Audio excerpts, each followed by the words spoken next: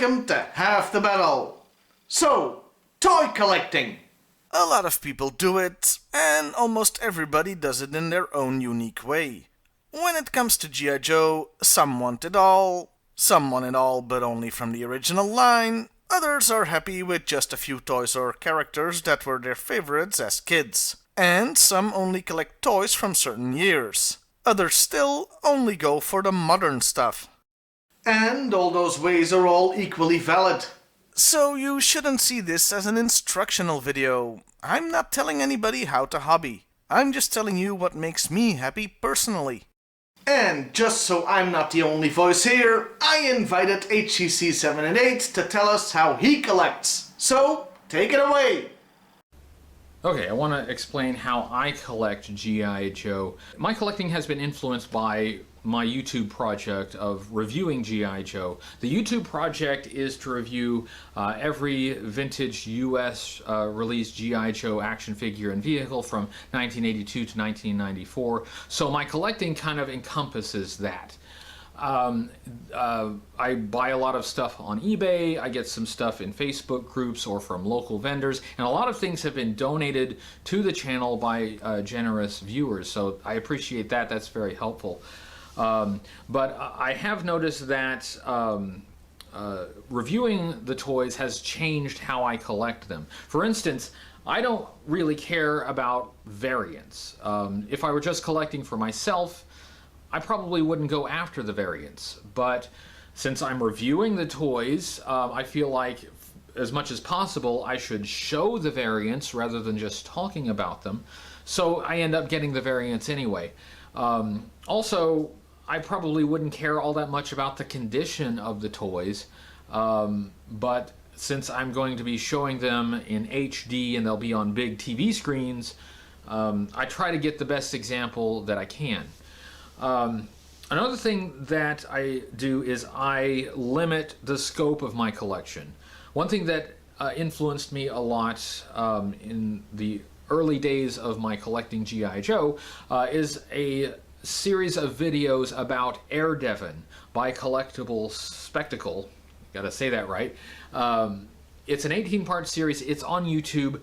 She was a super collector.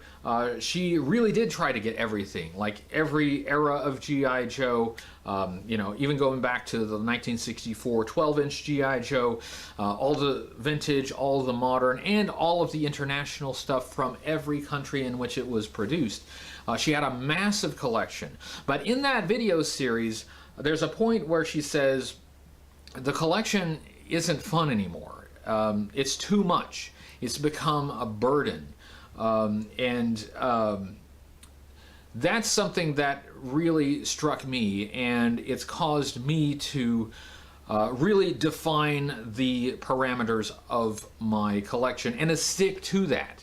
I really am trying to only get the 1982 to 1994 stuff, only the US releases, because I want to have, first of all, I want to have an end goal, right? I want to have a point where I'm actually done and I have everything that I want. And I also want the collection to not overtake my whole life and, you know, overtake my whole house. So that if I just collect that stuff, that's still a pretty big collection, you know. There's still a lot in that era.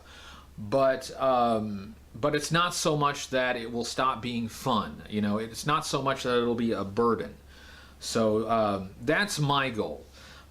As for army building, I know a lot of collectors like to army build. I typically try to just get one good example of each figure or vehicle. I do often end up with multiples, but if it's an army builder and I end up with multiples, I'll usually hang on to them. I don't display them as army builders, but someday I may. I don't really have anything against army building. Army building does often drive up the prices of those figures, but I mean, the figures are out there. You can find them, and you know, for those who really do just want one, they are out there. All of the army builders, you may have to pay a premium for them, but you can get them. But But that's basically what I would want to convey, is that, if you're going to collect G.I. Joe, decide what the scope of your collection is going to be. Decide what you really want to collect. You don't necessarily have to have everything. Decide what you really want, and stick with that. And then just be patient. Build relationships with other collectors, find your place in the collecting community so people can help you out, and just have fun.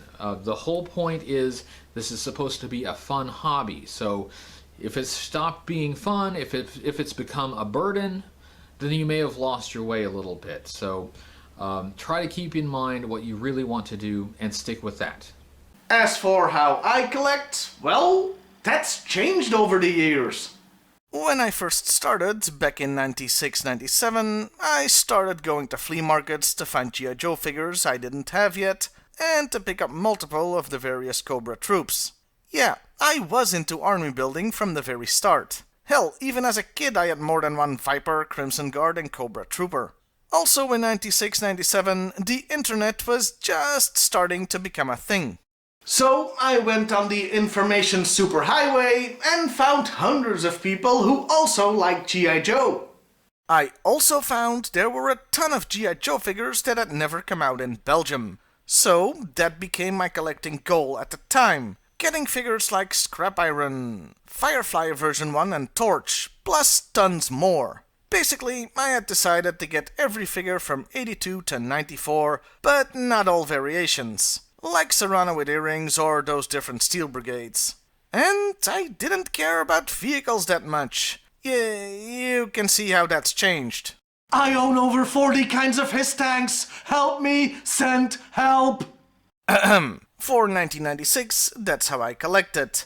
But then 97 rolled around. And in 97 and 98, Hasbro released a limited number of G.I. Joe toys in new colors exclusive to Toys R Us. Well, I just had to have all of those too. So the goal expanded.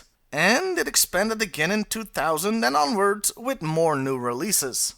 I tried to keep up at first, but in the end, I just got the stuff I really liked.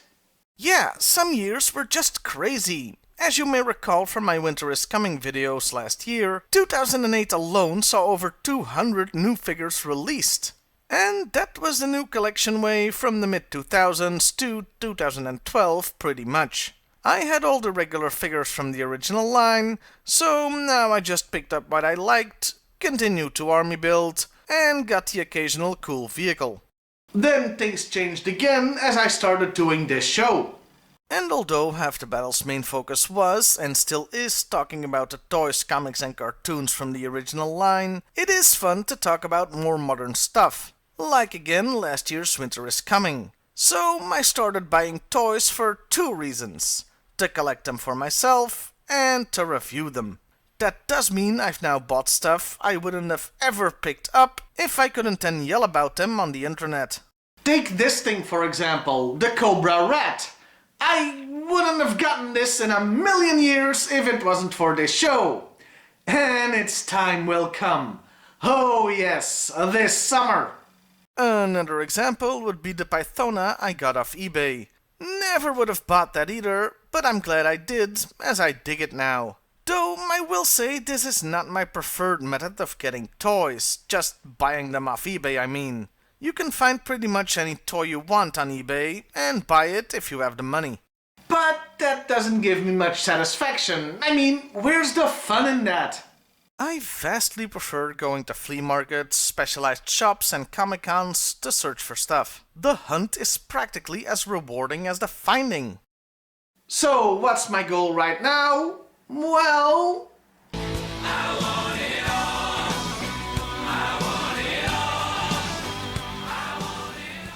Basically, I'm going after everything. Modern figures, variants, international versions, you name it. No limits. Every figure and vehicle ever made. That's my goal. And that's a goal I'm never going to achieve. And that's okay. No, it's great even. Because I don't ever want to be done collecting. For me, collecting is far more about the journey than the destination. And I don't want the journey to end. So having an impossible goal ensures that. Speaking of which, I also want 100,000 YouTube subscribers. Okay, that may be a joke, sort of, but it does bring us back to the show Half the Battle. Like I said, the main focus is all the stuff from the original line, but that subject is finite. Sure, there's almost 200 comics, over 100 cartoon episodes, and hundreds of toys to talk about, but there will come a time when we run out of those. And I don't want this journey to end either. So we will, on occasion, talk about more modern stuff. That way, we'll never run out of things to discuss, review, and mock relentlessly. Also, filler episodes like this one help stretch things out too, and give me a breather every now and then. So there you have it. Both my collecting and this show are a journey that only have a theoretical end. As long as you keep watching, I'll keep being here. Well, I'll see you next time, everybody. And hey, why not like, share, and subscribe if that's your thing.